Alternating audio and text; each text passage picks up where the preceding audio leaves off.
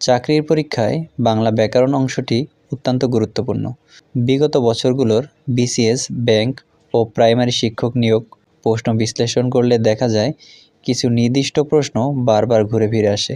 আপনার প্রস্তুতির সুবিধার্থে সর্বাধিক কমন 10টি প্রশ্ন নিচে উত্তরসহ দেওয়া হলো।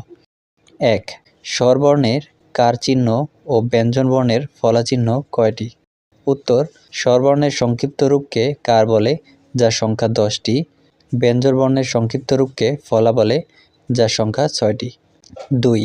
বাংলা বর্ণমালায় অর্ধমাত্রা, মাত্রাহীন ও পূর্ণমাত্রার বর্ণ কয়টি?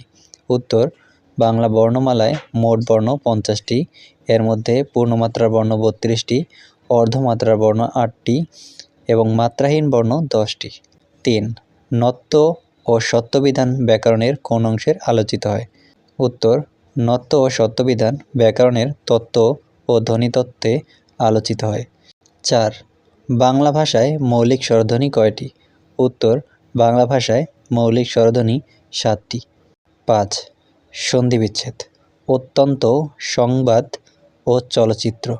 উত্তর: অত্যন্ত সমান অতি যোগ অন্ত, সংবাদ সমান সম যোগ বাদ, চলচ্চিত্র সমান চলৎ যোগ চিত্র।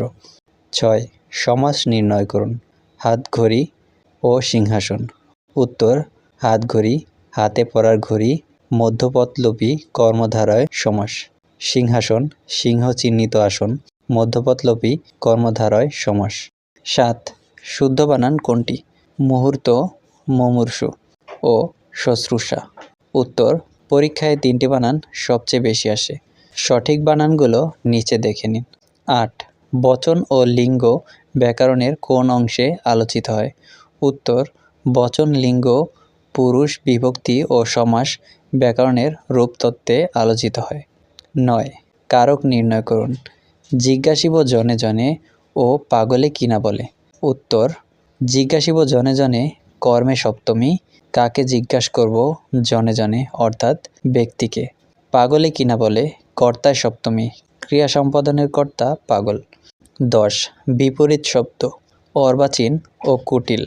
উত্তর: অর্বাচীনের বিপরীত শব্দ হলো প্রাচীন, কুটিল এর বিপরীত শব্দ হলো সরল। এই প্রশ্নগুলো বারবার অনুশীলন করলে আপনি যে কোনো প্রতিযোগিতামূলক পরীক্ষায় বাংলা অংশে অনেকটাই এগিয়ে থাকবেন। এই ধরনের ভিডিও নিয়মিত দেখতে চাইলে আমাদের চ্যানেলটি সাবস্ক্রাইব করে পাশেই থাকুন। ধন্যবাদ।